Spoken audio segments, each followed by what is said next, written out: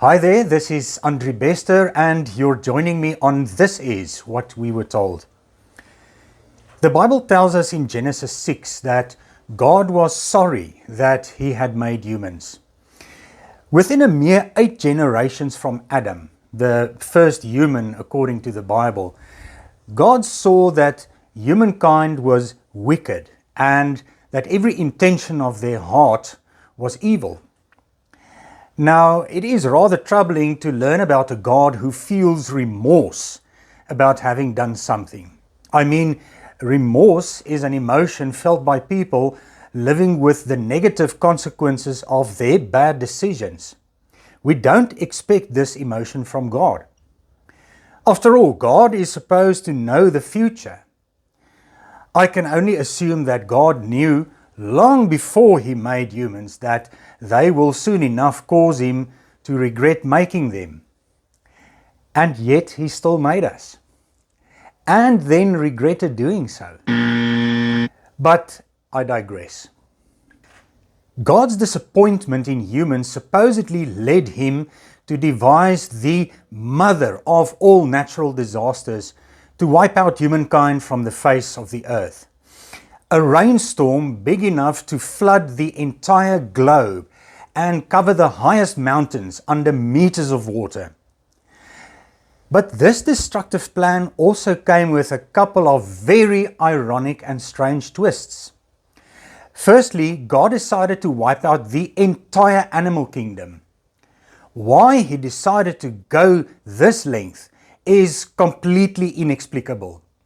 The animals didn't do anything that warranted God to want to kill them. Secondly, God decided to spare 8 people's lives. God found that Noah, his wife, their 3 sons and their wives were God-fearing and righteous. God decided that they were to be spared the flood and were to become the progenitors of a new human race.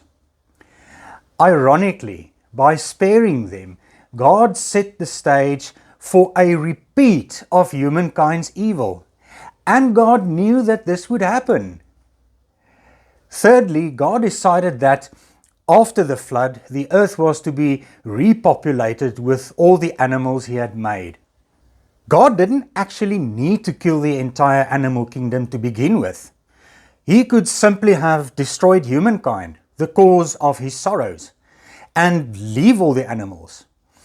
Yet he decided to wipe out everything except for a pair of males and females of every animal kind. To set his plans in motion, God instructed Noah to build a massive boat, an ark. The idea with the ark was to protect those on board from drowning in the flood so that after the flood they could go out and repopulate the earth. The ark was to serve as an escape to safety for all its occupants.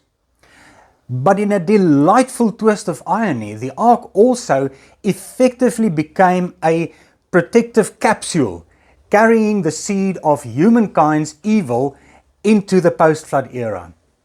I would have thought God could have seen this one coming.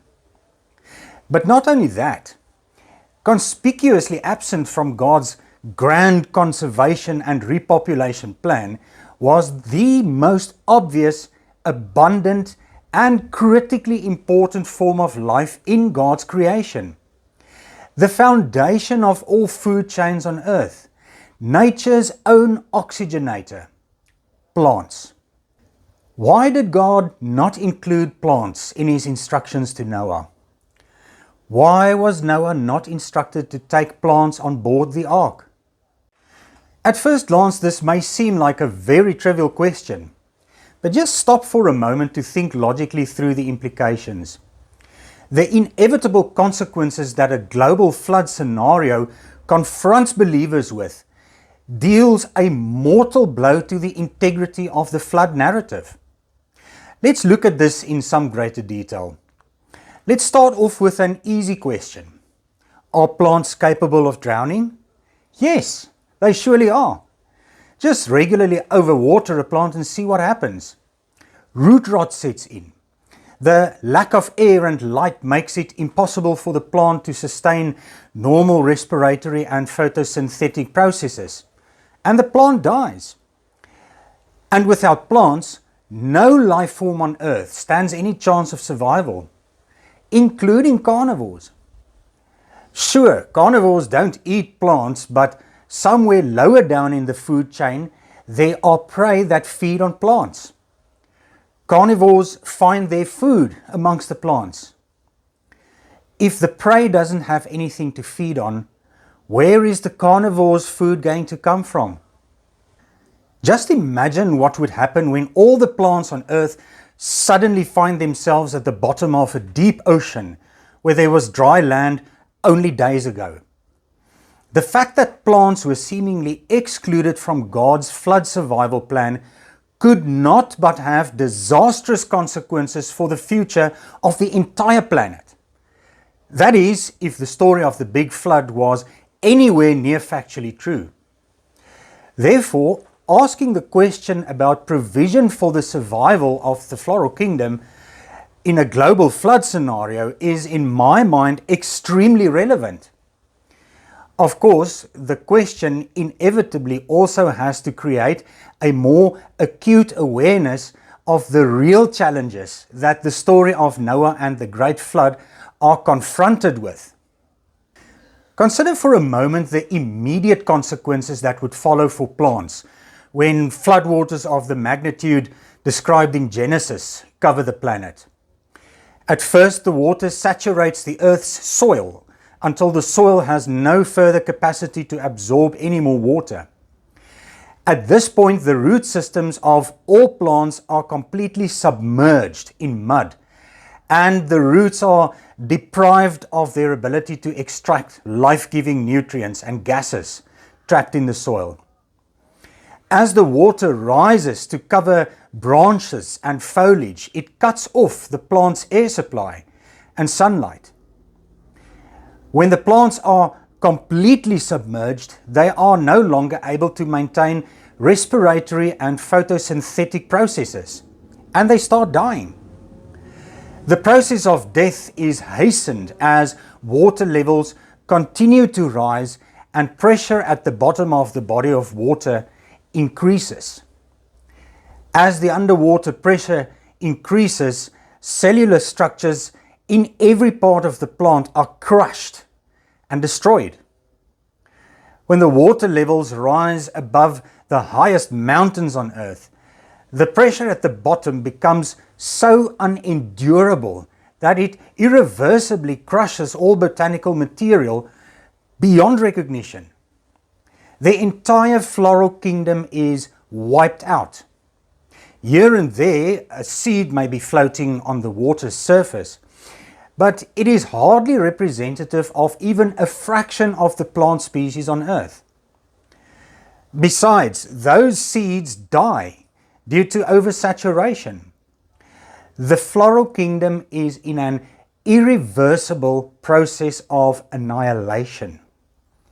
This process continues for almost a year, thus ensuring that absolutely nothing survives at the bottom of this immense body of water.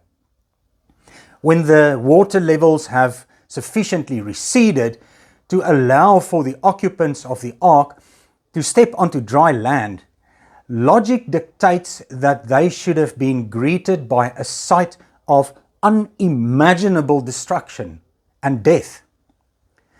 They should, by all accounts, have come to the disenchanting conclusion that their floating DNA time capsule must somehow have strayed from Earth and come to rest in an otherworldly dimension, characterized by the skeletons and debris of a life gone by. Imagine their first reaction when stepping out of the dusky stuffiness of the ark into the brightness of day, realizing that there is not a sign of food as far as the eye can see. All plant life has been destroyed under the pressure of megatons of water. There is nothing left that can regenerate.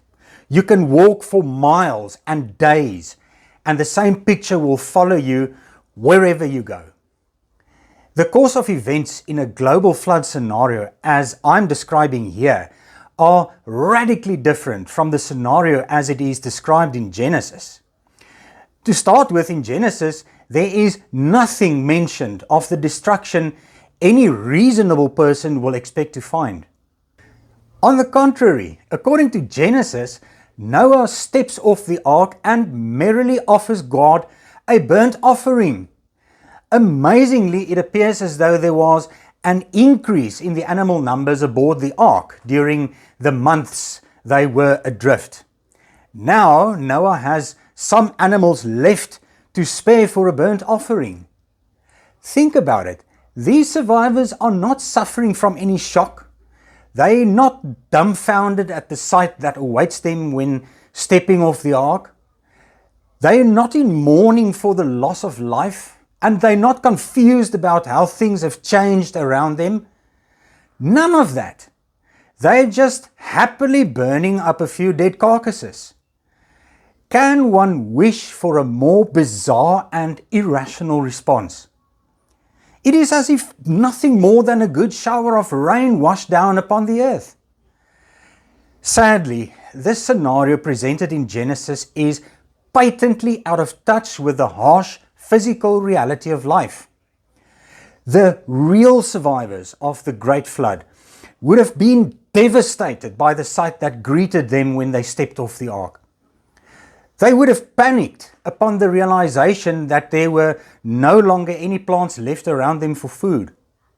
They would have set off on scouting missions to determine whether perhaps there were other areas where plants were spared the dreadful consequences of the flood. Upon discovery that there were no plants left anywhere, panic would make room for desperation. The real survivors of the flood would have started slaughtering the herbivores that survived the flood with them. Obviously, there was nothing left for the herbivores to eat, so one might as well start killing them off as a temporary solution to combat starvation.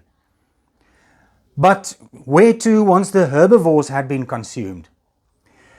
Where to once every animal had been consumed? If there ever was an event of mass destruction of plant life, the earth would undoubtedly have given up the evidence of such an event long ago. For a start, life as we know it would not have been possible. Besides, the evidence of an event of this magnitude will be detectable in the lay of the land, in rock formations, and in the strata of the soil, everywhere. But there is no evidence of such an event ever having taken place. Nowhere on earth. Not even at the Grand Canyon, as some flood apologetics tried to have us believe. It didn't happen. Friends, on this channel I talk about issues of faith and religion that seriously challenged my belief in the integrity of the Bible. In 2020 I published a book on my spiritual journey called This Is What We Were Told. My book is aimed at challenging people to dare to look beyond the limitations of religious belief and to take in the bigger picture of the wonder of life. I provide some food for thought for those who might be finding themselves in a spiritual dead end and who are searching for a more meaningful understanding of the world in which we live. On this channel, I'm giving viewers a taste of the topics I cover in my book. On this channel and through my book, I aim to awaken people to the wonders of life playing out right around us, just beyond the boundaries of faith. If you're interested in a copy of my book, mail me at the address on the screen and I'll be in touch. Have a lovely day.